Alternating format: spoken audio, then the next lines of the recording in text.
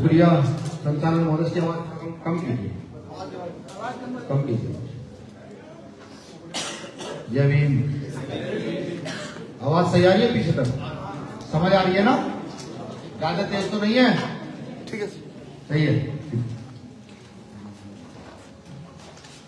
सबसे पहले तो यहाँ की आयोजक कमेटी, भीम आर्मी व समाज पार्टी काशीराम, दोनों कमेटी का शुक्रिया, आभार, जिन्होंने इतना भव्य कार्यक्रम यहाँ आयोजित किया। आभार आप सभी का जो दूर दराज गांव से चलकर आए,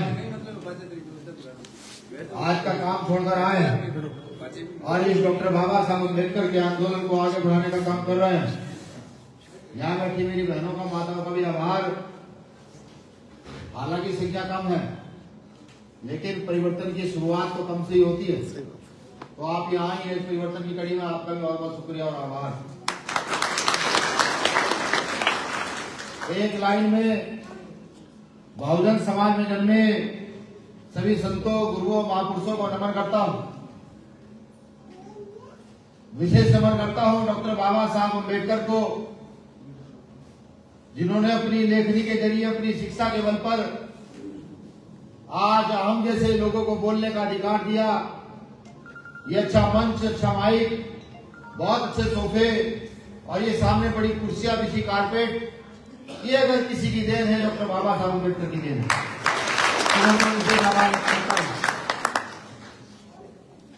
देखिए, ये राजस्थान, अगर राजस्थान का आंकड़ा उठाया जाए तो पर डे की कम से कम 5 घटनाएं राजस्थान में होती हैं, जिनमें हत्या, और हत्या ऐसे नहीं कि गोली मार दी गई।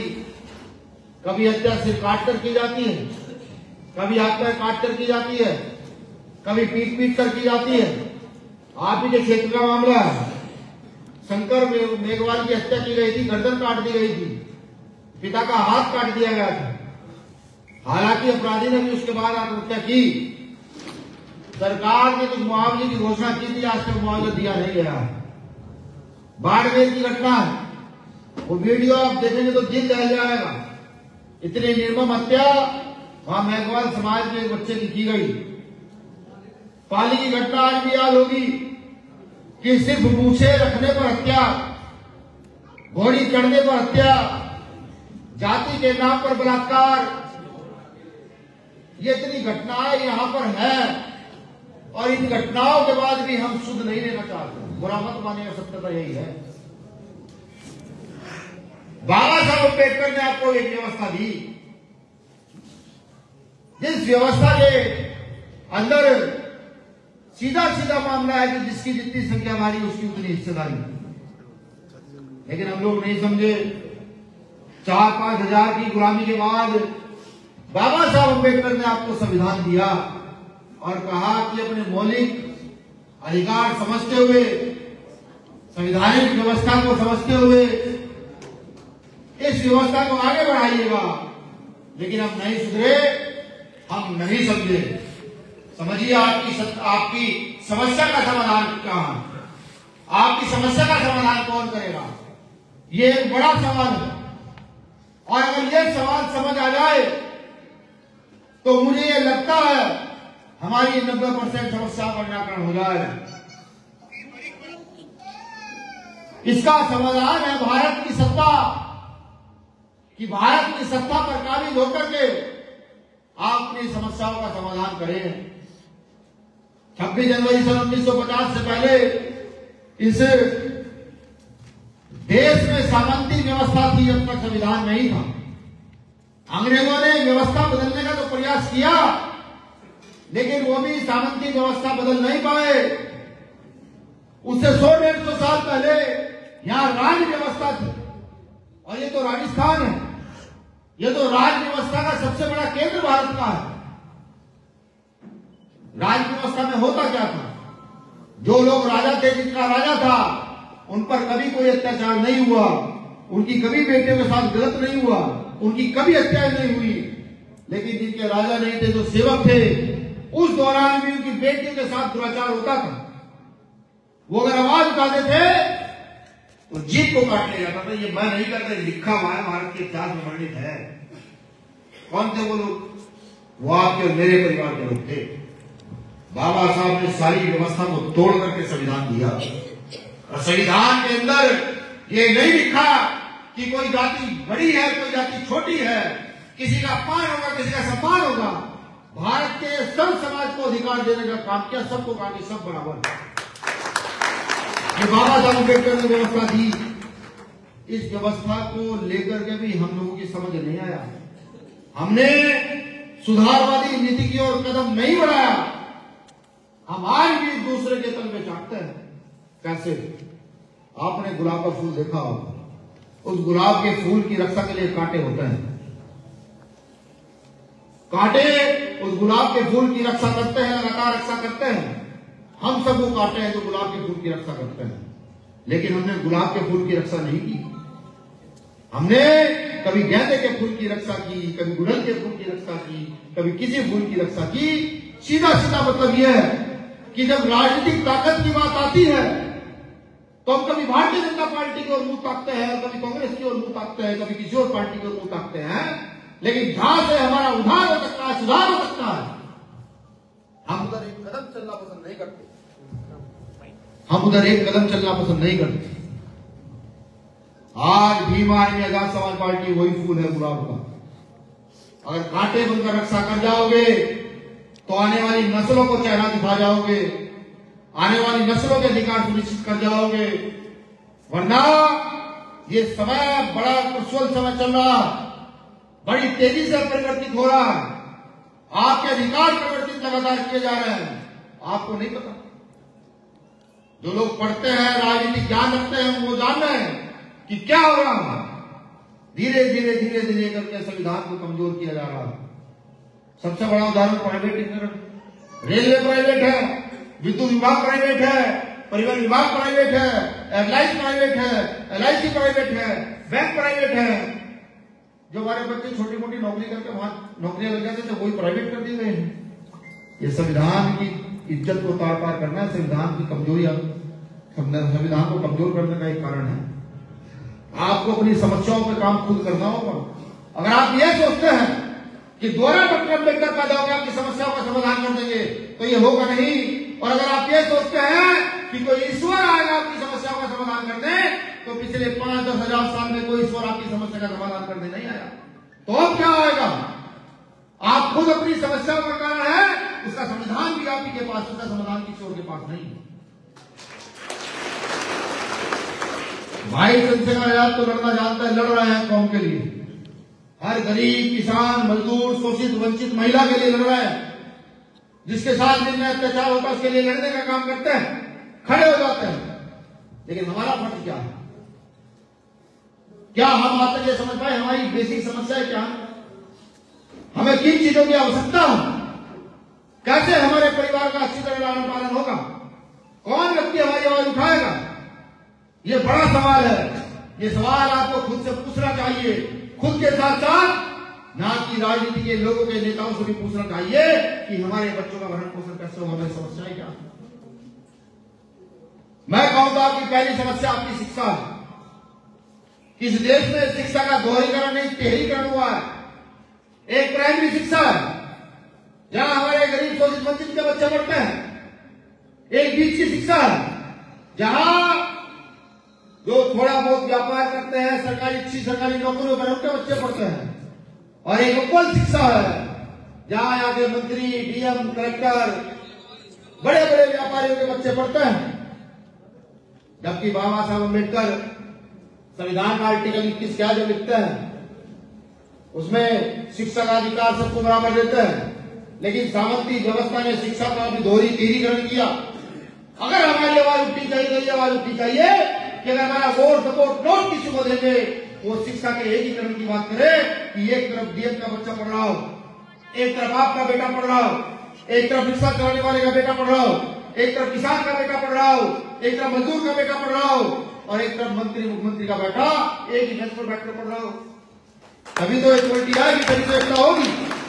ऐसा होगा नहीं, क्योंकि जो राजनीति में बैठे हुए लोग हैं वो जानते हैं उन्होंने ऐसा किया तो इन गरीबों के बच्चों में क्षमता बहुत है। ये गरीब दोपहरी में मजदूरी कर सकते हैं, ये एक मोमबत्ती के लाइट में पढ़ाई कर सकते हैं, तो ये यहाँ की व्यवस्था को भी चुनौती देकर उसको चला सकते हैं, वो जानते हैं, वो इस बात को करेंगे नहीं। दूसरा कि अगर आपके मन में ये बैठ जाए कि मेरे बच्चा अगर बीमार होगा, मेरे माँ बाप बीमार होंगे, पत्नी बीमार होगी, मुझे कोई दिक्कत नहीं है, सबका इलाज एक जैसा है, तो आपकी आधी समस्या का समाधान इस देश में हो जाएगा। अगर डेंगू का बुखार हो जाता है, हम अपने बच्चों को एडमिट कराते हैं तो 50,000 से कम का बिल नहीं आता। जो सरकारी हॉस्पिटल में ले जाते हैं आधे लोग मर जाते हैं। और उधर यहाँ की सामंती व्यवस्था, बहुत अच्छे हॉस्पिटल जिनके अपने बच्चों को अच्छे हॉस्पिटल में एडमिट कराते हैं, वहां कई कई लाख का बिल होता है, लेकिन बच्चे की 100% गारंटी होती है बच्चा आएगा। अगर ऐसा हो जाए इस देश में चिकित्सा ऐसी हो जाए कि डेंगू का बुखार हो, चाहे टीबी की बीमारी हो, चाहे खांसी जुकाम हो, चाहे कैंसर की बीमारी हो, कितनी बड़ी बीमारी हो, एक बेड पर डेंगू के बुखार में एक बेड पर जो है मंत्री का बेटा पड़ा हुआ लेटा हुआ इलाज करा रहा है, वहीं उसके बराबर में दूसरे बेड पर एक गरीब किसान का बेटा पड़ा हुआ इलाज करा रहा है, वहीं तीसरी ओर एक सड़क पर मजदूरी करने वाले का बेटा भी उसी पलंग के बराबर में इलाज करा रहा है। तब यहाँ पहुंची आएगी, वरना हाल नहीं सकती। अब ये हमें सोचना है कि आवाज उठेगी कैसे। आप क्या सोचते हैं? जो लोग चांदी का चम्मच लेकर पैदा हुए आपको पता है गेहूं कैसे काटे जाते हैं? जो लोग चांदी का चम्मच लेकर पैदा हुए आपके यहाँ तो पत्थर का काम हो, जानते हैं पत्थर कैसे खोदा जाता है, कैसे उठाकर लाया जाता है, जानते हैं? नहीं जानते। अब मुझे बात बताइए, अगर कोई आदमी इस मकान को बनाना ना जानता हो और आप उसको कहेंगे आप आइए उठाइए अपने संसाधन को बनाइए इस मकान में, क्या वो बना देगा? नहीं बना पाएगा। यही राजनीति है, बस इसको दिमाग में डाल दीजिए कि अगर एक किसान का बच्चा संसद विधानसभा जाएगा तो पहले खेती किसानी की बात करेगा। वो कहेगा गेहूं के दाम, चने के दाम, गन्ने का दाम, चावल का दाम सही हो तो किसान को मिले। एक मजदूर का बच्चा जीत कर जाएगा, वो पहले प्रति व्यक्ति मजदूरी बढ़ाने की बात करेगा। वो कहेगा मजदूर के पास भी सुरक्षा होनी चाहिए, व्यवस्था होनी चाहिए। यही लड़ाई है, दूसरी कोई लड़ाई नहीं है। जब से भाई चंद्रशेखर आजाद लोकसभा में जीत कर गए हैं, उनकी एक ही लड़ाई है, समान शिक्षा करो, समान चिकित्सा करो, गरीब लोगों की व्यवस्था करो, मरने का मजदूरी बढ़ाओ, भोजन माता के पैसे बढ़ाओ, पुलिस को छुट्टी दो, होमगार्ड को पैसे बढ़ाओ, जो भी छोटे छोटे सफाई कर्मचारियों को परमानेंट करो। वो सारी इन्हीं लड़ाइयों को पार्लियामेंट में लड़ रहे हैं खड़े होकर। वो जानते क्यों लड़ रहे हैं? उस परिवेश से निकल कर गए हैं। उन्होंने मजदूरी का दिन जानते हैं, खेती का दिन जानते हैं, गरीबी का दिन जानते हैं। खाली पेट आदमी उधर पेट मांग रखी है, उस भूख को वो पहचानते से तो खापा। लेकिन एक अकेला आदमी क्या कर सकता है? नहीं कर सकता। बाबा साहब अम्बेडकर ने अधिकार दिए हैं लोकतंत्र के लिए। ये वोट समझ का अधिकार है, ये लोगों के लिए राजनीति होगा। ये वोट हमारे लिए राजनीति नहीं, ये हमारा मिशन है। अगर ये मिशन को पहचान जाए, ये मिशन को जान जाए, तो यहाँ से पढ़े लिखे लोग जैसे वकील साहब खड़े हैं, जमीन के जैसा आदमी विधानसभा में जाएगा। ये जो अमीर बैठा है, अखबार बैठे हुए हैं, वकील साहब बैठे, जमीन के जैसे आदमी विधानसभा में जाएंगे तो मुख्यमंत्री की आंख में हाथ डालकर कहेंगे सुनो, पहले हमारे क्षेत्र की समस्या का समाधान होगा, विधानसभा राजस्थान की तब चलेगी, वरना चलेगी नहीं। लेकिन हम सोए हुए लोग हैं, हम सेवक बने रहना चाहते हैं, हम सेवक जमात बने रहना चाहते हैं, हम शासक जमात नहीं बनना चाहते। हमें शासक जमात बनना, और ये तब तक नहीं हो सकता जब तक आप लगातार मेहनत करके और अपनी वोट की ताकत, लोकतंत्र की ताकत को खरीद फरोख्त में, खाने पीने में ना बेचना शुरू करें। 4 साल 364 दिन हम अन्याय सहते हैं, हम पिटते हैं, बेटियों का बलात्कार देखते हैं, कटे हुए सिर देखते हैं, मारपीट देखते हैं, हत्या देखते हैं। और 4 साल 365 दिन हम नेताओं की भरी हुई बातों, भरी अच्छी बातों में आकर के, थोड़े से खाने पीने के लालच में आकर के अपने वोट का अधिकार, जो हमारा जीवन सुधार सकता है, जो हमारे बच्चों का भविष्य बना देगा, जो आने वाले समय में हमें सम्मान दिलाएगा, अगर हम मर भी गए तो भी सम्मान दिलाएगा, उसको हम खो देते हैं एक दिन के लालच में। क्यों? नहीं, ये गलत है, बिल्कुल गलत। सोचो, अगर छत्रपति साहू जी महाराज चले जाते सोचो महात्मा ज्योतिबा फुले टॉप के इंजीनियर थे पुणे में, जिनका बहुत बड़ा फूलों का व्यापार था, वो अगर इस ओर चले जाते, बाबा साहब अम्बेडकर अगर इस ओर सोच भी जाते, चले जाते, तो आप लोगों को लगता है कि कुर्सी कारपेट पर आप लोग बैठे होते? आपको लगता है मुझे साथ में चीखी कर चिल्ला कर बोल रहा होगा? ये बहनें तो मुंह खुले बैठी है, आपको लगता है बैठी होगी? नहीं। कहां मर गया दुनिया हमारा? कब तक मरा रहेगा? सवाल ये 70 से 80 साल इस देश को आजाद होकर मिला है। एक तरफ जापान में अमेरिका परमाणु बम गिरा देता है, 5 साल में जापान खड़ा हो जाता है, और अब हजारों साल में खड़े हो मारे। हम निकम्मे लोग नहीं है क्या? कब तक हमें झेलते रहेंगे? ये हमें समझना होगा, हमें सवाल पूछने होंगे। बाबा साहब का मानने वाला व्यक्ति, वो चाहे राजस्थान का हो, वो चाहे केरल कर्नाटक का हो, वो चाहे जम्मू कश्मीर उत्तर प्रदेश का हो, जिसके गले में ये है वो डॉक्टर अम्बेडकर का आदमी बात ध्यान रखिए, वो एक ही है। हमें हर बार क्षेत्रों में बांटते हैं, भाषाओं में बांटते हैं। हालांकि इस बार राजस्थान में अपना दम दिखाया और कहा नहीं, अब हम भी अपनी अलग सत्ता खड़ी कर सकते हैं, हम नहीं जीते, वो एक अलग बात है। लेकिन आप लोगों ने पूरी मजबूती के साथ यहाँ वोट प्रतिशत बढ़ाकर बता दिया कि राजस्थान किसी से पीछे नहीं है। सबसे पहले राजस्थान में अपना सीएम बढ़ाएंगे, आपको बताएं।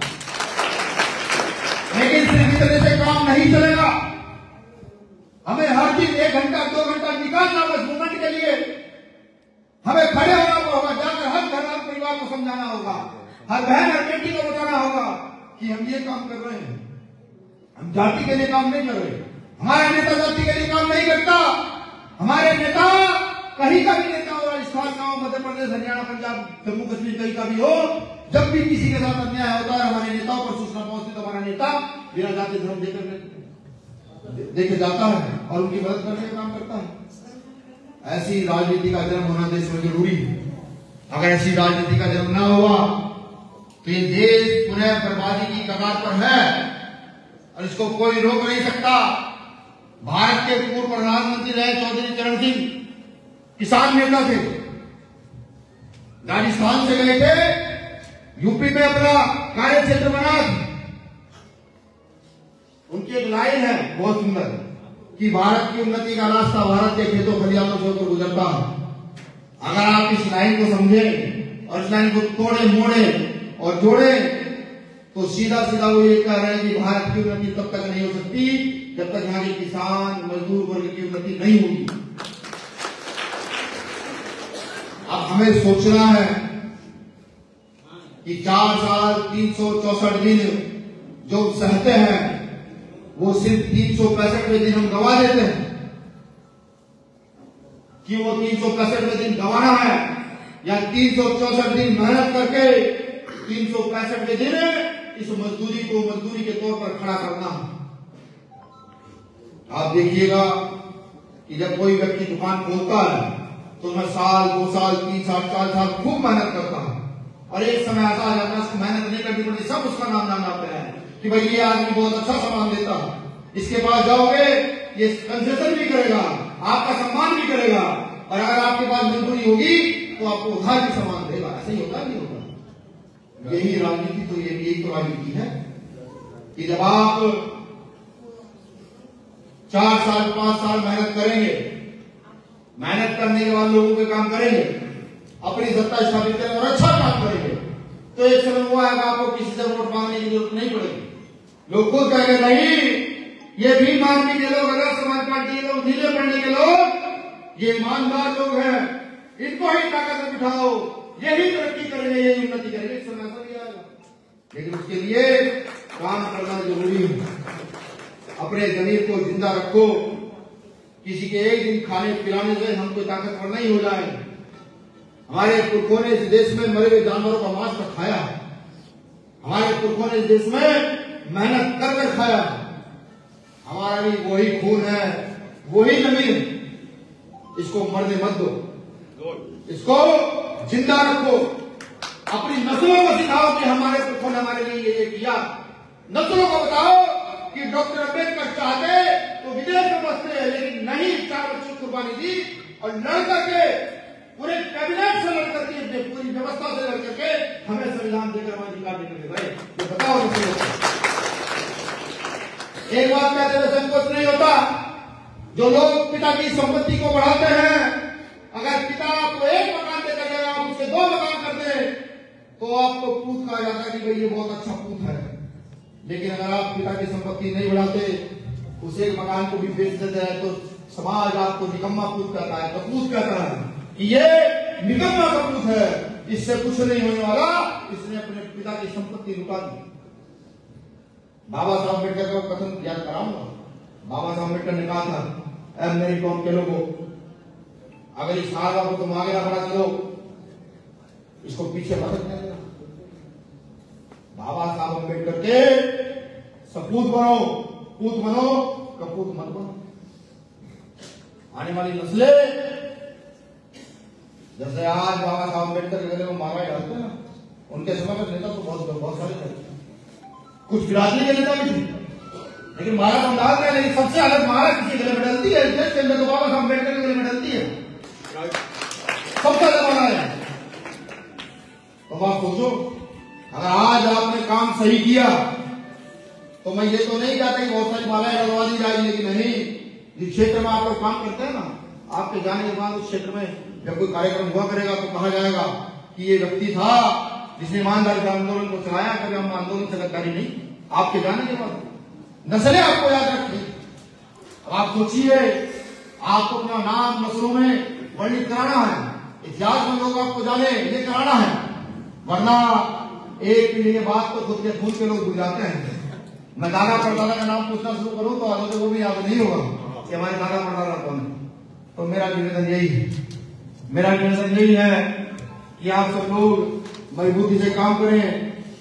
इस क्षेत्र में बड़ी समस्याएं जो मुझे दिक्कत दी गई, एक समस्या जो मुझे मेन लग रही है कि SC/ST एक्ट के मुकदमे होते हैं अत्याचार के बाद, कुछ पर पुलिस प्रशासन दबाव से, कुछ हम लोग अलग से उनमें FIR लगवा देते हैं, फैसले करवा देते हैं। एक टारगेट आपको समझाता हूं, अगर आपको लगता है कि आपको 20-50 हजार से एट्रोसिटी कम कर दी, अत्याचार कम कर दिया, तो ऐसे स्टेट के अंदर 2 लोगों को भिजवा दो, पूरी ताकत लगा, बिल्कुल मत लड़ो भाई कोर्ट से सुप्रीम कोर्ट। और जिस दिन आपने 2 लोगों को भिजवा दिया, आपके 20 किलोमीटर की परिधि का क्षेत्र कराने पड़ेगा। नहीं, अगर दलित आदिवासी पिछड़ों का गलत करोगे तो मुकदमे लगा करके जेल में सजा करा देने का काम करेंगे, बिगड़ने का काम नहीं। देखिएगा एट्रोसिटी कम होगी, बिल्कुल होगी। यहाँ बहुजन समाज के लोगों पर झूठे मुकदमे दर्ज किए जाते हैं। वाल्मीकि समाज का मकान तोड़कर अभी तक अपराधी गिरफ्तार नहीं हुए। अभी पीछे भी जिले में कोटा में वहां भी एक वाल्मीकि समाज के घर नहीं है, एक मुर्दा घटना जहां पोस्टमार्टम होता था लाशों का, बहुत पुराना पड़ा था अंडर। उस हमारे परिवार के व्यक्ति ने साफ सफाई करके वहां पर एक ठंड हो रही है, अपने बच्चों में माँ बाप को रखा था। सामंती व्यवस्था लोग देखिए, जिसका प्रयोग न हो रहा हो, उनको इतनी दिक्कत हुई कि बीमारी का आदमी है, दलित है, उसको उस जगह से निकलवाया गया और SDM उसके रहने की व्यवस्था नहीं कर पाया। तमाम समस्याएं हैं। एक समस्या जो बड़ी मेन लग रही है, जो नहीं होनी चाहिए, भीम सालवी समाज को शमशान में दफनाने और जलाने की पहला दिन नहीं है ना। भीम सालवी समाज, आप सोचिए, संविधान स्थापित है, मौलिक अधिकार है, समानता, हर चीज में समानता है, राजनीति में, शिक्षा में, धन में, रहने सहने में, बोलचाल में, धर्म में। आज भी ये परिस्थितियां हैं, आज भी कैसे बदला जाएगा ये चीजें। इधर आदिवासी समाज की जो नाबालिग बच्चियां हैं, उनको गौरी नृत्य के नाम पर शिक्षा से वंचित कर किया जा रहा है। ऐसे तमाम इसमें मामले हैं, तमाम मामले। एक मोहनलाल खटीक हत्याकांड को 1 वर्ष हो गए, अभी तक अपराधी की गिरफ्तार नहीं है। यहां पत्थर भी बड़े पैमाने पर निकलता है। स्थानीय लोगों को वहां नौकरी देने का भी प्रावधान खत्म किया जा रहा है, शायद ऐसा भी है। जबकि अगर पत्थर निकल रहा है तो उनकी उसकी इनकम का कुछ प्रतिशत जिले के लोगों को होना चाहिए। लेकिन ये लड़ाई का मामला है और ये लड़ाई सड़क पर नहीं लड़ी जा सकती। इस देश में मुझे लगता है जब से बीमारी बनी है, बीमारी से ज्यादा आंदोलन किसी प्रदेश में, किसी देशों तक किसी ने किए नहीं, सबसे ज्यादा आंदोलन। और अगर मैं मुकदमे लूं तो मेरे कार्यकर्ता को लाखों मुकदमा है, लाखों से ज्यादा मुकदमा, लाखों से ज्यादा पूरे देश में सबसे ज्यादा मुकदमे बीमार के कार्यकर्ता हैं। न्याय नहीं दिला पा रहे हम लड़ पा रहे हैं, सरकार को ये कह पा रहे कि हम जिंदा हैं, हम जिंदा कौम है, तुम गलती करो तुम लड़ेंगे। लेकिन एक चीज समझ में नहीं आई हमारी, बाबा साहब ने कहा था आपकी समस्या का समाधान हुआ ना, आपकी समस्या का समाधान यहाँ की राजनीतिक है। अगर आपका शिक्षा मंत्री होगा, एक साइन से शिक्षा का एकीकरण हो जाएगा, नहीं हो जाएगा, एक साइन हुआ जब ये जो शिक्षा होगी तो प्राइवेट स्कूल में सबको सरकारी कर दो या सबको लीज पर दे दो, हो जाएगा सर। अगर आपका रक्षा मंत्री होगा, आपका कैबिनेट होगा, तो आप कैबिनेट में बैठकर एक विशेष आयोग बना दोगे कि अगर अब निर्मम हत्या किसी की भी होगी उसके लिए सख्त कानून तैयार किया जाएगा। वो कैबिनेट में बैठकर 1 मिनट में हो जाएगा। और ये काम हमारे लिए सबसे आसान है। इस देश के दलित, आदिवासी, पिछड़े, मुसलमान, अल्पसंख्यक, इनके लिए सबसे ज्यादा आसान है। आप ही के क्षेत्र में एक जगह मुस्लिमों का जाने का रास्ता है जो पिछले कई सौ साल से है, वहां एक बोर्ड उन्हें लगाने नहीं दे रहा। जो बोर्ड पहले से लगा हुआ था, सिर्फ वो बोर्ड वो नया करके लगाया था, तो लगाने नहीं दिया जा रहा है। सोचिए क्या व्यवस्था है। आरएसएस के लोग ऐसा है, जो सावरकर जैसे लोग अंग्रेजों से जब लड़ाई हुई तो सावरकर जेल चलाया, तो मुझे माफी नामा लिख दी कि मुझे माफ करो, मैं आपके खिलाफ नहीं लड़ूंगा। वो लोग देश चलाए, वो बताएंगे कि कहा हमारा बोर्ड लगेगा, वो बताएंगे मुसलमान कहा नमाज पढ़ेंगे। उनमें इतनी हिम्मत बताने की, वो हिम्मत इसलिए कर रहे हैं कि हमें दुख नहीं है। अगर हम बाबा साहब को मानने वाले लोग यहाँ बहुजन समाज के लोग एक दुख हो, बहुजन समाज के लोग यहाँ पिटे लोग एक साथ खड़े हो जाए, यहाँ गरीब मजदूर किसान एक साथ खड़ा हो जाए, वो 24 घंटे में उनकी सरकार को फाड़ रखेंगे। इतने लोग हम इस देश में। और लोकतंत्र की खूबसूरती यह है कि जिसकी जितनी संख्या वाली उसकी उतनी हिस्सेदारी है। इस हिस्सेदारी को पहचानो, इसे जानो, समझो। बीजेपी कांग्रेस के फेरे में मत रहो कि वो आपका भला कर पाएगी। पिछले 50, 60 साल, 65 साल बीजेपी ने राज किया, कांग्रेस ने राज किया, 16 साल से बीजेपी राज कर रही है। स्थिति बदली नहीं है। शिक्षा जो भी तो है, चिकित्सा जो भी तो है। अभी भी गांव में चलो, आपको कच्चे मकान दिखाऊंगा, कच्चे मकान। अगर आप राजस्थान का बजट निकाले, पढ़े लिखे लोग तो है ना यहाँ, गूगल पर डाल कर देख सकते हो कि इस बार राजस्थान का कितना बजट है। उस राजस्थान के बजट को निकाले, शिक्षा का बजट अलग, व्यवस्था का बजट अलग, SC ST आदिवासी को अलग बजट निकाल करके अगर आप अपने गांव की कैलकुलेशन करते हैं और पूछ लें कितना हिस्सा बजट का गांव में लगना चाहिए था, वो लगा है नहीं लगा, पता लग जाएगा। विधायक निधि अलग आती है, मेंबर ऑफ पार्लियामेंट की निधि अलग आती है, सरपंच, चेयरमैन, जिला पंचायत की निधि अलग आती है। अगर इन सबकी निधियों का कैलकुलेशन कर दिया जाए और 1 साल की निधि एक गांव में लगा दी जाए तो उस गांव में हर सुविधा हो सकती है। इंटरनेट, अच्छी सड़कें, अच्छा पानी, अच्छा सब कुछ अच्छा, बहुत अच्छा हो सकता है। लेकिन हम चुप हैं, हम बोलना नहीं सीख रहे। ये तड़प इसलिए है कि मैं चाहता हूं हम सब लोग खड़े हों और 5 साल की पूर्ण ताकत में आप लोग आए और इस देश की व्यवस्था को बदल कर रखें। कि विश्व याद रखे कि कोई लोग डॉक्टर अम्बेडकर कहते जब खड़े हुए तो व्यवस्था बदलना नहीं थी। ये चाहते हैं। शुक्रिया आप सब लोगों ने मुझे सुना। 10 फरवरी को पूरे राजस्थान में जो एट्रोसिटी हो रही है, जो हमारे लोगों को कंपनसेशन मिला था वो नहीं मिला, SC ST एक्ट में जबरदस्ती फर्जी मुकदमे लगाए गए, बहुत सारे मामलों में गिरफ्तारी नहीं हुई, राजनीतिक प्रेशर रहा, उसकी ताकत दिखाने 10 फरवरी को सब लोग जयपुर पहुंचे। जयपुर में 1 दिवसीय धरना प्रदर्शन रहेगा। सरकार को बताने के लिए हम जिंदा हैं, या तो न्याय दो वरना हम सड़कों पर बैठेंगे। लास्ट बात एक चीज हो जाने देगा, सरकार किसी भी हो, किसी का शासन हो, कोई नेता अधिकारी हो, एक व्यवस्था से डरता है, जनता से। समझे? वो सब जनता से डरते हैं कि जनता एक ठोस सड़क पर आ जाए तो सब कुछ छिन्न-भिन्न हो जाता है, सब कुछ। ना तो सरकार पावरफुल है ना प्रशासन पावरफुल है। ताकत किसी के पास है तो जनता के पास ताकत है। इस ताकत को बढ़ाने का अगर आपको लगा हो कि कोई आदमी आया था गला फाड़ रहा था, अंदर से तड़प रहा था और ये सोच रहा था कैसे व्यवस्था बदले, कैसे इस व्यवस्था को बदल कर रख दे, तो आज से जाकर 2 घंटे काम करना शुरू कीजिएगा, 2 घंटा नहीं 1 घंटा काम करना शुरू कीजिएगा। और अगले घंटे का भी समय ना हो तो अपने परिवार में घर में बैठ करके अपनी पत्नी को, बेटी को, माँ को, चाची को, ताई को, बुआ को, बहन को बैठ कर समझाइएगा कि नहीं ये आंदोलन में चलना है, इस व्यवस्था को बदलना है। वहीं से व्यवस्था बदली जाएगी, बिल्कुल बदली जाएगी। और मुझे आशा नहीं उम्मीद है कि इस बार राजस्थान एक नया आयाम इस देश में खड़ा करेगा और बताएगा कि नहीं, राजस्थान में अगर न्याय सबसे ज्यादा है तो यहाँ के लोग परिवर्तन भी सबसे तेजी से कर सकते हैं। शुक्रिया। जय हिंद, जय भारत, जय सिंह।